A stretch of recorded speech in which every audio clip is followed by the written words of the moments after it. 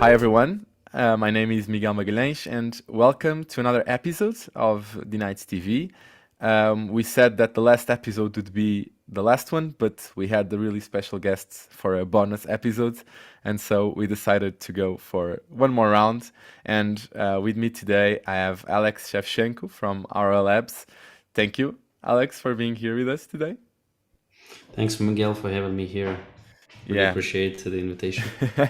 Yeah, the Nights TV were thinking of having a vacation, but you were more than a reason enough for us to come back for one more episode and learn a little bit more about you and the work that you are doing with Aurora.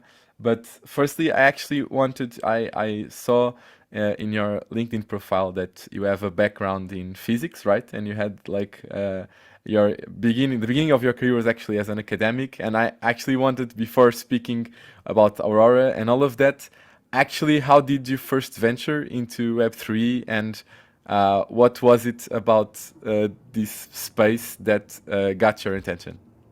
Yeah, that's a great question. So within my academia path, I was developing computer programs that were calculated on very big computers that are called clusters, and these programs were suited to calculate different flows of liquids and flows of oil and stuff like that. So it was a mathematical modeling problem. And the problem for mathematical modeling is so big that it really requires many computers working together on one particular problem. And in the end of my academia path, I understood that once I completed my PhD, that I would like to go somewhere into the business and in the actual application of my skills. And I figured out that there is this thing blockchain back in 2015. And well, actually, in blockchain, there are lots of computers that are trying to solve absolutely the same one big problem of the absence of trust in between them.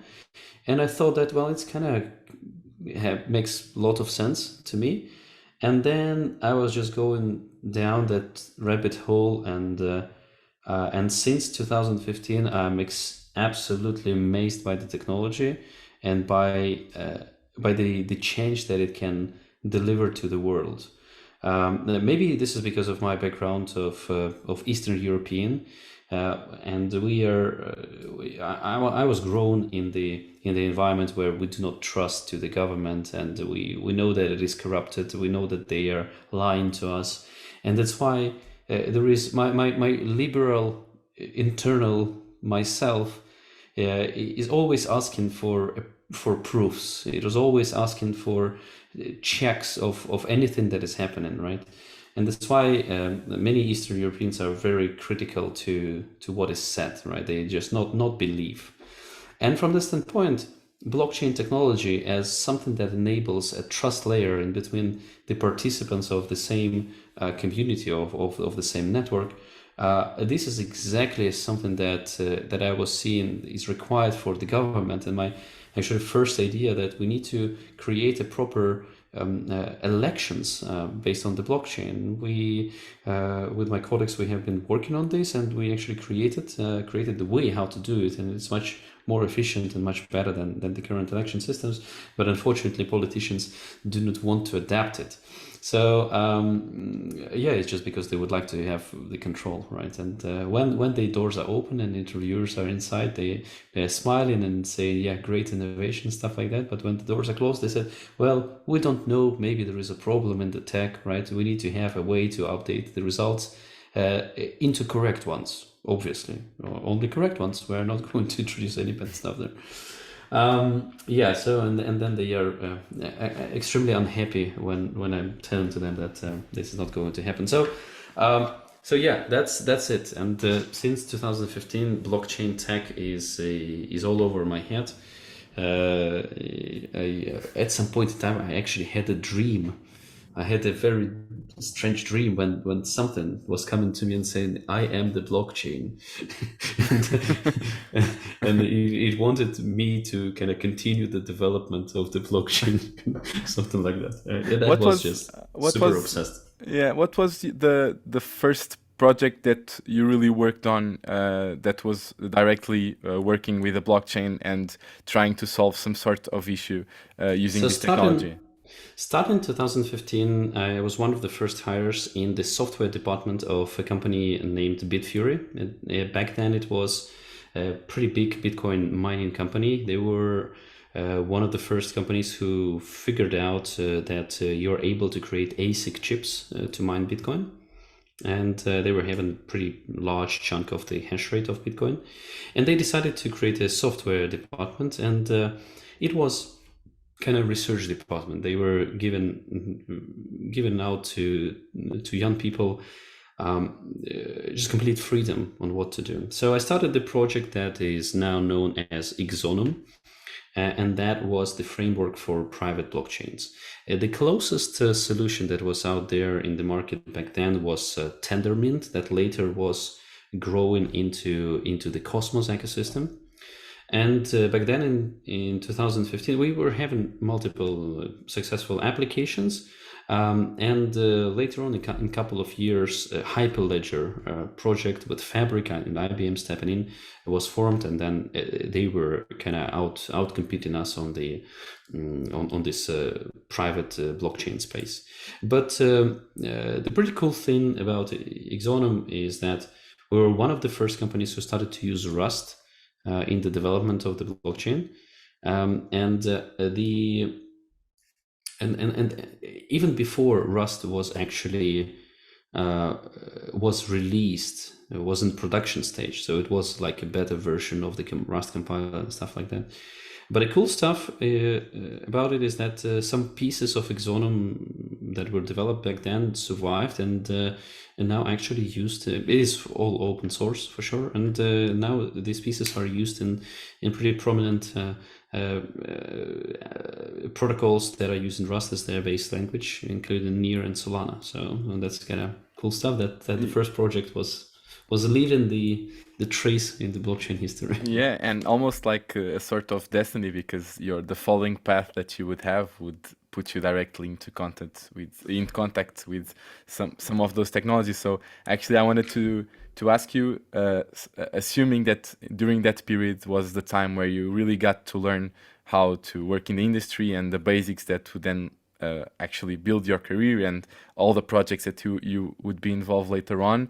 What was kind of the thing that attracted you? Of course, you were already at some sorts working with Ethereum technology, but what was the thing that led you to Near Protocol, and what attracted you so much for a technology that was building inside the Ethereum network and trying to do its best to improve or to take advantage of the potential that the network already had, but actually to provide a solution for the challenges that everyone knew that it already had at that time?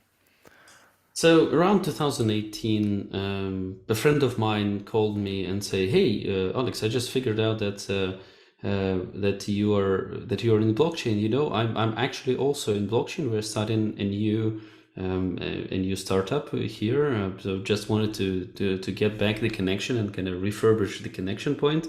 And I said, "Yeah, great. And what is the name of the startup?" And he said, "Near." And it was Ilya Polosuhin, who was my schoolmate, and we were just one year of a difference in between us. We're both from Ukrainian city Kharkiv, and we studied at the same school. So we've got this connection, and since then I was taking a look at Near and everything that Ilya was doing. Ilya is an absolutely great and super knowledgeable person. I was 100% sure that anything that he's going to do is going to be something interesting. And when in 2020 we got connected again, because of some interviews and stuff like that, I saw that Near is actually building one of the greatest technologies that are out there. The biggest problem for the blockchains is obviously the scalability, and this problem is there.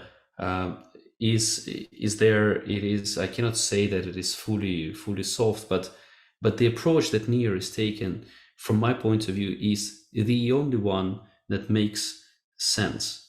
Um, any of the approaches of extensively or kind of vertically increase the performance or put more beefy servers like Solana is doing, they are going to hit the wall.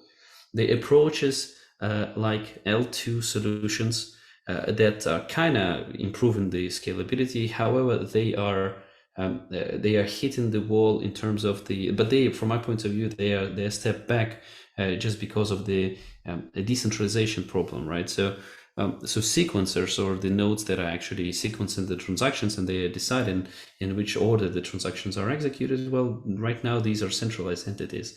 And though there is a way for people to get out of the L2s, but the time for it is like week or even more than that.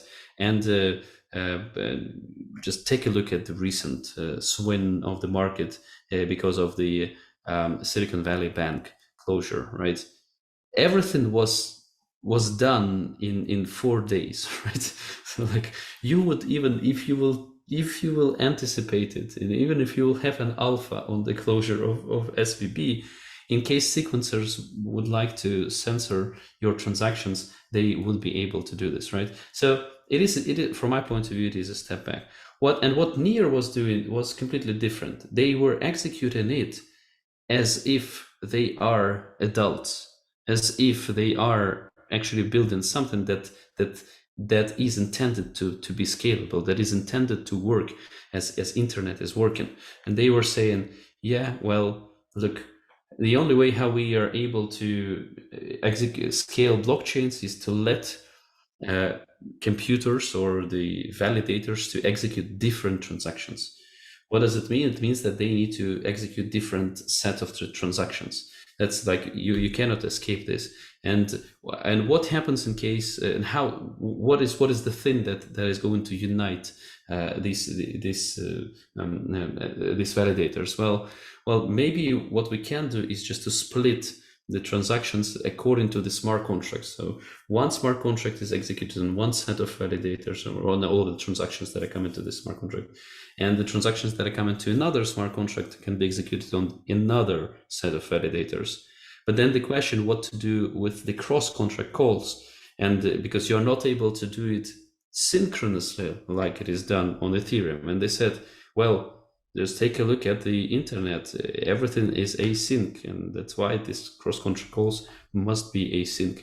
It is so simple, straightforward, and it is a natural direction of the development of the blockchain that this idea struck me like really, really hard.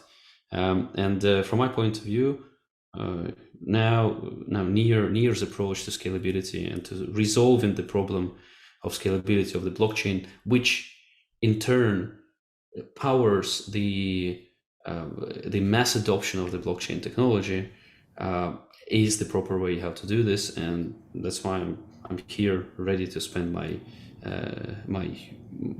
the time of my life to contributing into this great technology. Yeah, that will be my next question, because along the time that you got into Near and discovered the benefits that it was bringing to the Ethereum network overall, what was kind of the drive for you to, at a certain point in time, to think, there is something that I could do better or should work, because Near protocol is already developed within Ethereum network, and for you to think that there's something that I can still develop within Near to make it even better. And so what was kind of the challenge or the obstacle that you saw within the things that you were working on that was kind of the drive for Aurora, and for you to think there is a way to do this in a better way? Let's call it that way. So after initial conversations with Ilya, I joined Near Protocol directly, right? So I started there as a product manager, and my zone of responsibility was everything that is EVM related, right? Because everyone understood that, hey, Ethereum developed quite a lot of tools. There are lots of developers that understand Solidity and understand Hardhat and other different tools that are available there. There is no need to limit near only to the near native runtime that is going to be always kind of underdeveloped in comparison with Ethereum, just because to make this change from the EVM to something different, it's just going to take time. So the idea was there that, hey, how can we enable everyone from the Ethereum ecosystem to swap out the old rusty engine that they are working on right now from their car, leave all the handles in the places, make look and feel of the Ethereum, but on a much more high performant solution that will be just somewhere there inside, and it is going just to work faster at lower cost and with a faster finality, right? That was just the generic idea. How can we contribute to the Ethereum ecosystem through better through enabling this kind of usage of the better technology? And when I was coming to Near, there were two projects on different stages. So semi done or in the middle of the development was a project that is called Rainbow Bridge, and this is the bridge, generic and trustless bridge in between Ethereum and Near protocol. And there was an idea to launch an EVM or Ethereum virtual machine on top of Near and implement exactly what I was explaining to you just a minute ago. Yeah. So we started to work, and it was not surprise to me that we were able to work with Ilya professionally, not only like in school on Olympiads and competitions, but actually we were able to work professionally pretty good. And pretty soon after this, Ilya was coming with an idea that, hey, maybe we need to just to spin off Aurora as a separate entity, so we can have decentralization on the decision making, and we would be able to kind of follow or lead by example with all of that stuff, and it made perfect sense. And so in some point in time, half a year later, Aurora was spun out as a separate entity.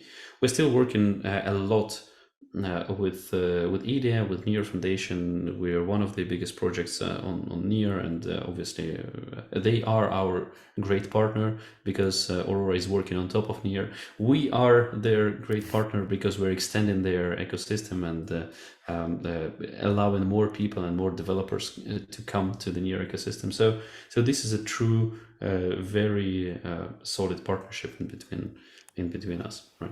One thing that I really liked about Aurora is how simultaneously you guys are developing a solution not only for the common user of Web3, but also for all the businesses that, especially after a period where Web3 kind of entered a mainstream phase, to give them a solution where they could easily implement within their application services a Web3 plugin or a Web3 technology of some sort.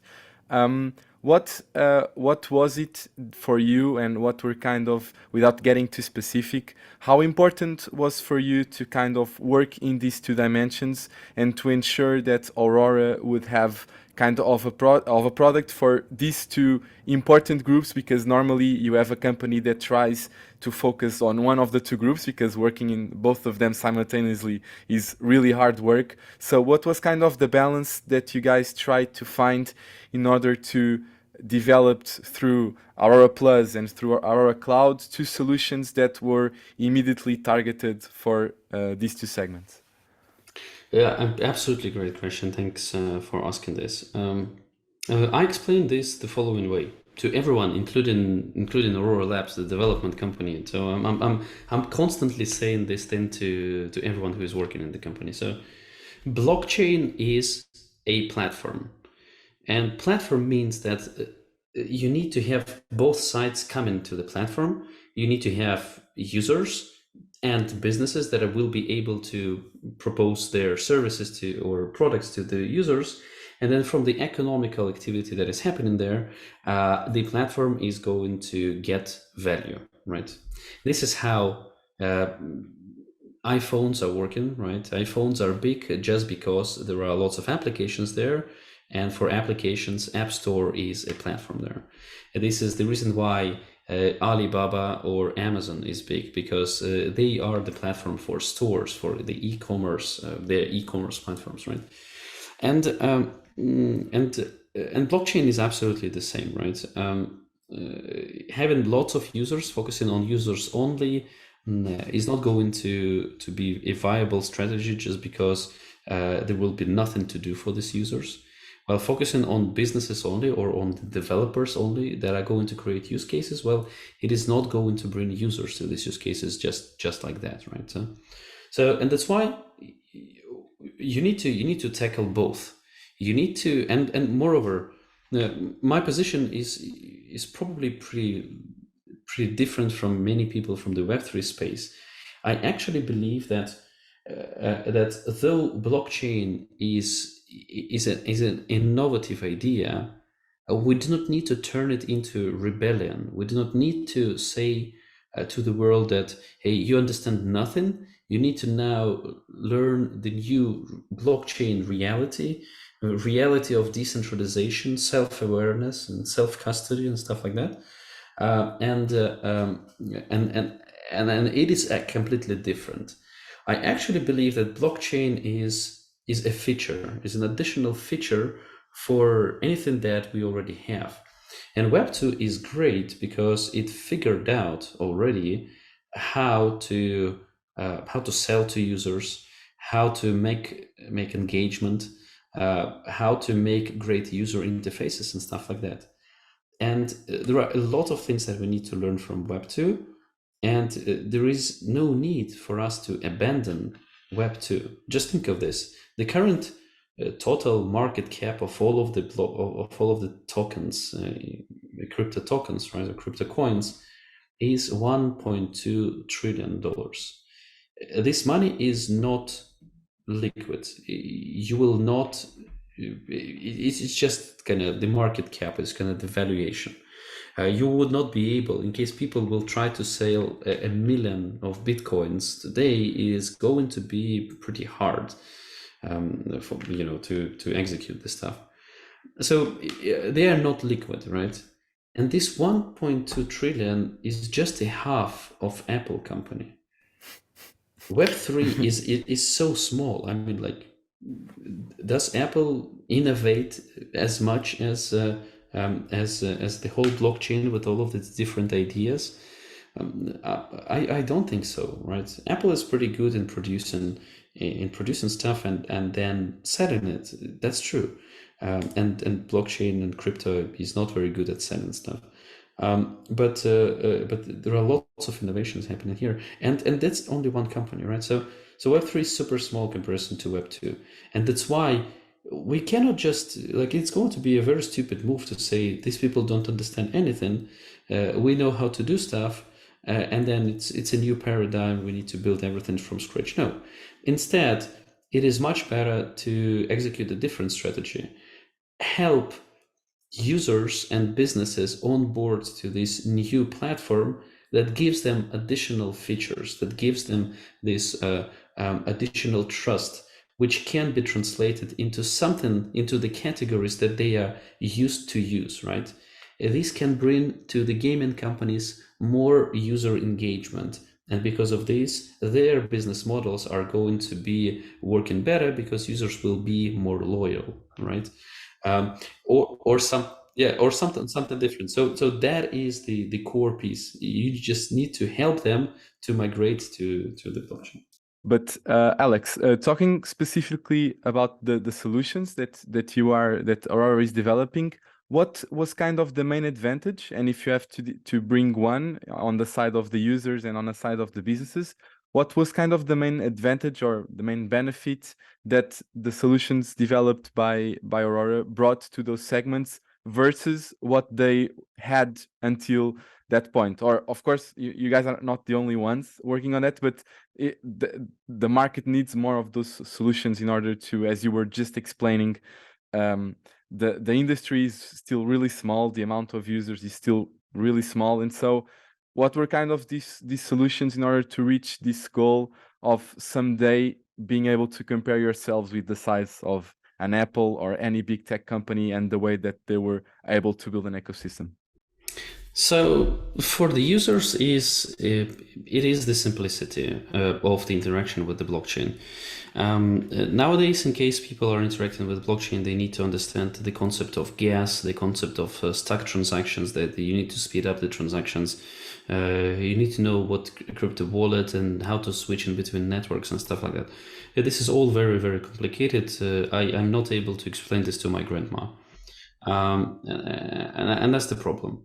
What Apple is doing for the transaction interface is called Apple Wallet, right? You just double click on the button, you just look at the device, it kind of approves it, and then you just hand over the device to a POS terminal, and then it just works, right? They even have interest rates now. They just announced this week that they would have like a 4% Right. interest rate, so they even have that now. Right. So here we go, and you know, it's literally on a very, very different level. So we understood that the interaction with the blockchain, the approval of transactions, should be happening absolutely like that. There should be no concept of a per transaction fee for the mass user of the blockchain. There should be no necessity of obtaining crypto for an ordinary user of a blockchain, right? All of that stuff should go away. All of the technicalities should be lowered down the stack. They should not be exposed to the user. And because of this, we wanted to introduce free transactions. We want to introduce the biometric sign-in into the wallets. We wanted to create the simplest possible wallet that may be limited, and that is going to work only with Aurora, but it's still going to deliver that sense of the trust and the verifiability and censorship resistance to all of the users. Now, this is on the user side. On the business side, they have a little bit different problems, and their problems are around, in case they're launching, they need to have predictable costs of operations. In case they're launching it on the public blockchain, they are not in control of what is happening in this public blockchain and stuff like that. So for the businesses, the core piece is to conserve their business model, is not put additional load on the users of the business model of the blockchain. So what we were providing to them is an ability to cover the costs of the blockchain, cover the business model of the blockchain by themselves. They literally let businesses to pay for the transactions that users are executing on the chain. And there are several solutions in the market that are actually doing this. But the way how they are doing this was very old-fashioned before us, right? It was that you need to implement your smart contracts in a certain way that allow to do this, right? And that is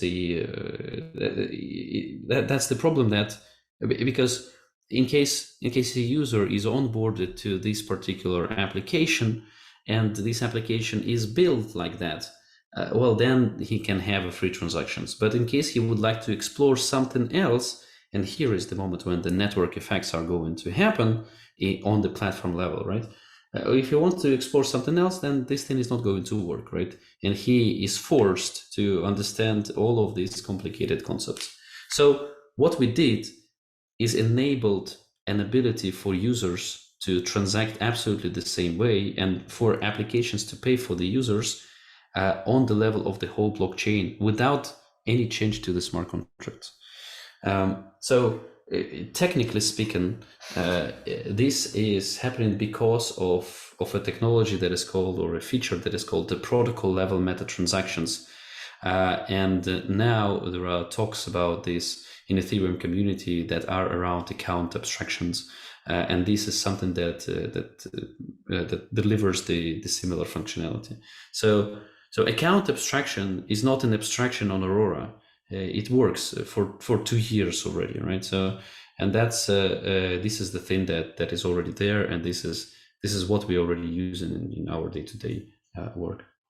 I love the idea, and it has been repeated with a lot of conversations that I've heard about Web3, that the idea for Web3 to reach the potential of a big Web2 company is just making people not realizing that the blockchain is there. So I love that idea. Like I'm with you. even if I'm paying for something, or if a business or an application that I use is actually using blockchain, like the perfect scenario would be like I didn't know that this was using blockchain or things like that, Exactly. and I Nowadays, when people are using TikTok, well, they know that it's somehow kind of connected to internet, but do they understand whether their device has an IP version 4 or version 6, and what is the TCP/IP in general yeah, protocol?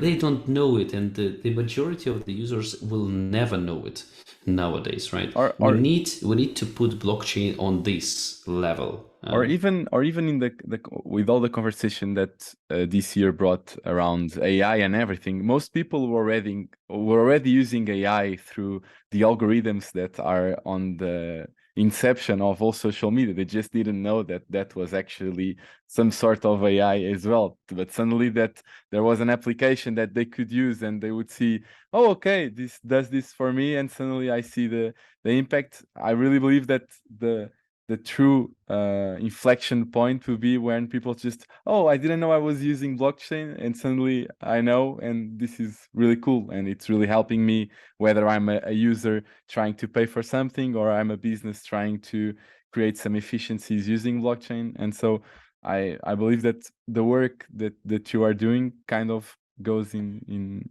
that way. But a question that I had for you was, if you had to provide an example, especially on the business side, of a project that kind of use one of your products to improve its day-to-day business, what example could you provide? Sure. I'm going to talk through the example of an innovative company, a European company that is working in the field of green energy.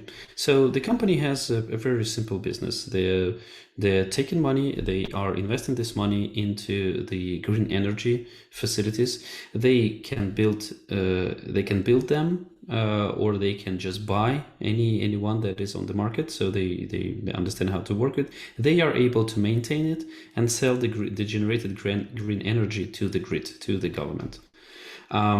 That's a very Web2 thing, right? You just get the understanding how to do this, and now you can monetize your skills around green energy, right? Now, what they would like to do is to democratize a little bit this market and give an opportunity for more people to invest in this stuff. Not everyone is willing to undergo all of the complicated rules and then get shares in the company that is not listed and that are not liquid. They would like to give, kind of make the market a little bit better. So what they would like to do is to start a new company that is going to do absolutely the same, so same people, right? And they would like to give an opportunity for people to invest in this company, and then they will be taking this money, investing on the sites, and then they are going to generate from 14 to 16% APY, and they would like to distribute these profits back to the investors. And investors are going to get tokens instead of ordinary shares. So the market for these tokens can be much more liquid, which means that more people would be able to enroll. Now, they do understand that their solution, that they're talking here about security tokens. For sure, in many jurisdictions, these are going to be treated as security tokens. And that's why they would like to be compliant. They understand that you cannot just do it just because you want to do it. We are not in 2017. So they would like to be compliant. And so it means that they need to perform the compliance checks, AML, KYC for the people who are enrolled in there. But they also understand that the amount of use cases around what they are doing is not limited. Sorry, it is not limited to this one particular use case. They would like to also introduce in the future the free energy markets when participants are able to book and buy futures on the energy that is going to be produced at some point in time. So it can naturally, the market, the energy market can naturally happen, right? And from that standpoint, we can think about the whole DeFi ecosystem that is based on top of the derivatives of the energy, right, and futures Yeah. of the energy, Yeah. right? So, and they understand it, but they also understand that in order to give an opportunity for people to be there, they need to be compliant, and in case they're not compliant, things are not going to work. So, their answer to this is the following: we would like to have our own Aurora instance. So they are becoming clients of the Aurora Cloud that is fenced by the KYC and AML procedures. So we will know who are the participants that are coming inside, and we will be able to do the checks on the money that they're bringing inside. Hey, actually, this is what is happening with banks right now, right? So they know what is happening and where you bring the money. You need to prove the money source and stuff like that. So Mm. they would like to build this system where the first use case that they are willing to launch would be the investment use case. And then later on, they are going to expand this set of the use cases. It makes absolute sense to do this. And people who are going to participate in this, most probably in the very beginning, are going to be just ordinary Web2 people that are looking for a place where to invest their money, and explaining to them this business model is much simpler than explain the business model of Curve token with VE economics and stuff like that, Yeah. or Uniswap token, right? So so it's just going to be a much more straightforward thing that is backed by the real world business. That's the value that they see in the blockchain, and that's why they want for their users a very simple and straightforward onboarding without the complexities of per transaction payment and stuff like that. They would like to remove it completely, and they would like to have this compliance procedures around their solution. And that's why we, because of our tech, because of the way how Aurora is built, we are able to use Aurora Cloud to deliver to them what they want, and we are able to use Aurora Pass and Borealis Business, so other pieces of the Aurora Cloud, not only the silo piece, but other pieces of the Aurora Cloud to deliver the expected user experience to their users and customers. That's amazing. That's really a really cool example. But you were talking and moving a little bit to another topic. You were talking about complying in as an issue or as a challenge in that case study that you just mentioned. How has it been through these last months? And of course, Aurora had like a huge surge in the bull market, and you guys were really paying attention. And suddenly, as the rest of the industry, there was a period of adjustment in these last months. How has it been as a leader of a Web3 company to kind of manage I'm not going to say the risk, but the uncertainty of this period, and how do you keep focus on trying to come up with this solution and these products and not worry about what is the perceived value of the company within the industry? Well, it's for me. This is simple for myself, because for me the value is always in the tech. But having a tech background and being nerdy in general, the thing that is important is the technology and what kind of challenges we're solving, right? So for me to motivate myself, it is super easy. I do understand that That it's not Bugatti or Lambo that is keeping me here and working, right? It's not like a dream for me, right? Uh, I have my Kia. I have. It's much better for me to dream about a proper 3D printer rather than and a proper set of microelectronics to just tinker about, right? So, but but the thing that might be challenging is keeping the morale of the people with whom you're working, because people are different, and for them you need to explain what is happening. And the best thing that you're able to provide as a leader to your team is the certainty and the sense of the direction. You need to explain to them where are we going, how we are doing this, what are the steps that we are performing on the way there, what are the milestones where we are checking our condition, and how it is going to move us to a success or to a better position, right? So and you need to be frank, and you need to have this vision shared with your team, and that's absolutely okay. In case it takes lots of time to develop it and to discuss it internally, but as soon as you have a buy-in from your team, then you are able to move together with this agreed approach, right? So this is very, very important for kind of to have this strategy, to have this plan throughout the bear markets. Probably, if I would be just entering blockchain in 2020, it would be a pretty stressful time for me right now. But since I'm with blockchain since 2015, and I've seen multiple cycles already, kind of I'm pretty relaxed. And yeah, so I'm just focused on my team. I'm just focused on being a good colleague to them, and trying to support them, and try to kind of provide proper arguments for all of their hesitations, and that's it. And I'm so honored to work with just great professionals that are much better than myself. I'm happy to be a support player to them, and just